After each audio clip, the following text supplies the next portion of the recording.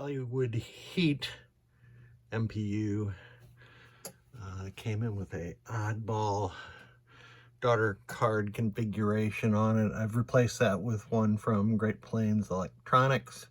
I've installed NVRAM. I had to scrape a bunch of the reset section because it was corroded, and I have replaced that with a modern reset generator. It had some problems with the solenoids, and that was this failed 74154 here, as well as U6. I'll get some labels on those ROMs. I cleaned up the jumpers. Somebody had converted an 80 or an 80A MPU to an 80B, and they put some pretty craptastic jumpers in there.